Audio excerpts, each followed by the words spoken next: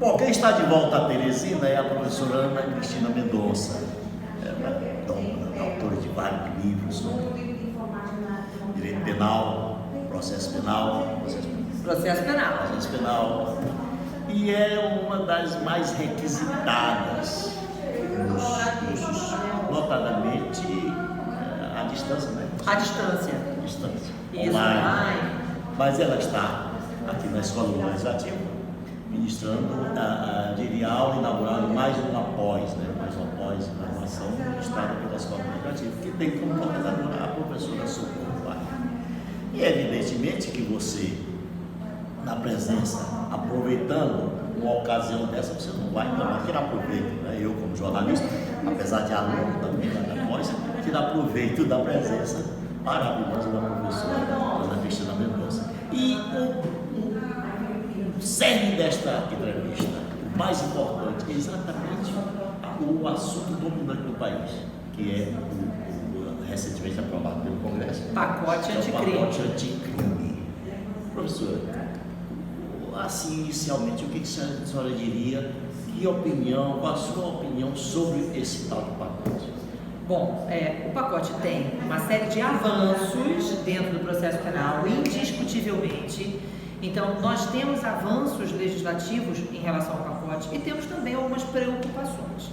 É lógico que nós temos uma parte dos artigos que foram criados, inovações legislativas, como juiz de garantias, um novo modelo de arquivamento de inquérito, que estão temporariamente suspensos pelo Supremo Tribunal Federal, numa liminar, em razão aí das ações diretas de inconstitucionalidade que foram propostas. Existem 3 ações diretas de inconstitucionalidade. Infelizmente, o juiz de garantias, por exemplo, é um dos modelos de suspensão, mas, na minha concepção, o juiz de garantias é um avanço dentro de um contexto do sistema acusatório. Você está colocando exatamente o contrário de muitas opiniões aí, notadamente no Poder Judiciário, em relação ao juiz de garantias. O juiz de garantias é aquele, na opinião até de ministros do STF, que vai para passar a mão, para quer dizer, simplesmente fortalecer a impunidade, ou ele virá para servir a justiça, para ser um bem melhor, um bem à justiça? Muita gente acha que o juiz de garantias é uma novidade do pacote, ele não é uma novidade do pacote. O projeto de lei que tramita do novo Código de Processo Penal já faz previsão, fazia previsão, está lá tramitando com o juiz de garantias para ser implementado. A finalidade do juiz de garantia é resguardar a imparcialidade. Não interessa se é a favor da defesa ou a favor da acusação. Juízes não podem ser a favor das partes, nem de uma nem de outra. Juízes têm que ser imparciais. E exatamente buscando resguardar a imparcialidade daquele que vai proferir a sentença, para que ele não se confunda com o órgão de acusação ou mesmo com o da defesa, né? Então, novamente, juiz não é nem a favor de A, nem a favor de B. Juiz é imparcial e julga com equidistância, com imparcialidade. A finalidade do juiz de garantia é resguardar isso.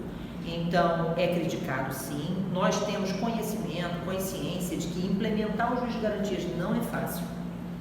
Porque isso depende de uma reestruturação, né, dentro do judiciário, depende... Principalmente, né? Isso, uma reestruturação dentro do judiciário, mais do que uma contratação de juízes, uma reestruturação de como é que vai funcionar o sistema. E um mês, que era a previsão inicial do pacote anticrime para entrar em vigor, era realmente irrisório frente à necessidade de implementação de uma série de medidas. Mas o juiz de garantias é uma necessidade. Professora, como é que a senhora entendeu sem querer entrar também, politizar a história? Coisa que, aliás, a senhora não faz isso. A senhora dá uma belíssima aula sobre... Que bom, agora ele fala com propriedade. É uma belíssima aula sobre o tema, a senhora não politiza.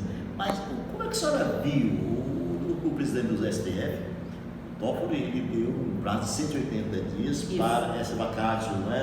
Ampliou a vacácio. Exato. E aí, de repente, no plantão, o ministro Fux derruba tudo, que o presidente, de fato, o direito do Congresso do STF havia decidido. Como é que fica isso? Como é que a senhora vê essa questão? Na verdade, o Fux, ele é o relator das ações diretas de inconstitucionalidade. Ele estava no plantão, derrubou uma decisão do presidente. Na minha concepção, ele não poderia ter derrubado a posição do presidente do Supremo, salvo quando ele, fora do plantão, já na relatoria, não é isso? E como relator do caso, poderia reavaliar a decisão apresentada. Aí sim, nesse caso, ele poderia fazer essa modificação. Acho que a decisão do Fux, ela retarda ou posterga uma análise que vai acabar sendo implementada. Então, por exemplo, a modificação do artigo 28, não me parecia necessário suspender a eficácia do artigo 28, que é o novo modelo de arquivamento, que inclusive fortalece o próprio Ministério Público. Mas é uma coisa estranha, o Ministério Público, que deveria defender um artigo que o fortalece, entrou com ação direta de inconstitucionalidade buscando a declaração de inconstitucionalidade daquele dispositivo. Nós não entendemos muito bem qual é essa dinâmica. Me parece que no principal a preocupação do Fux foi com a dotação orçamentária. A questão da dotação orçamentária, exatamente, se o judiciário tem ou não estrutura para a contratação de novos juízes para fins de exercer o papel de juiz de garantias, mas como eu disse, o juiz de garantias, ele não necessita necessariamente de contratação, necessita de reestruturação. Exatamente. E aí, a suspensão, diferentemente, quando o Dias Toffoli, só completando sua pergunta, quando o Dias Toffoli disse, olha, eu vou aplicar 180 dias de vacácio, então 180 dias está suspenso, era para permitir que dentro desses 180 dias, que são 6 meses, o judiciário se adequasse ao juiz de garantias. E depois a ação declaratória de inconstitucionalidade seria julgada. Mas dizer, como o Fux fez, para mim isso é inconstitucional, numa liminar, peraí, toda lei presume-se constitucional, até que o plenário a declare inconstitucional no mérito da ação. Então, eu acho a suspensão exagerada, acho que deveria sim, a posição do Toffoli era mais acertada, suspender por 180 dias para permitir uma adequação e dentro disso, obviamente, seria julgada a ação direta. Vamos aguardar a decisão do Supremo no mérito das ADIs, né? Na sua opinião, e aí vamos encerrar, o que é bom e o que é ruim no pacote anticrime?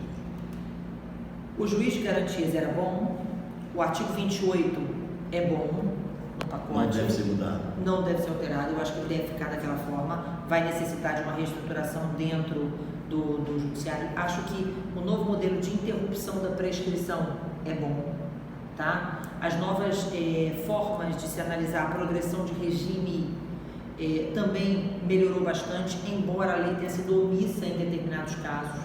Então, tem algumas hipóteses de crime hediondo em que a alteração do prazo de progressão de regime ficou no limbo, digamos assim. Então, a lei ela tem medidas que eu acho muito acertadas e outras medidas que me preocupam um pouco. O acordo de não persecução penal, por exemplo, que já aí não foi suspenso, ele já está aí sendo aplicado e tudo mais, eu entendo que fosse uma necessidade do Poder Judiciário, do Ministério Público, frente ao excesso de casos e para tentar até mesmo desafogar a questão prisional, mas também me preocupa a forma de implementação e a uniformização de entendimento. Porque o que vai acontecer, o que está acontecendo nesse momento com o acordo de não persecução, que novamente era uma necessidade, cada Ministério Público acaba aplicando do seu jeito, da sua forma. Isso precisa ser uniformizado, porque nós não podemos aí continuar com um instituto que gera mais insegurança jurídica. Nós precisamos de segurança jurídica.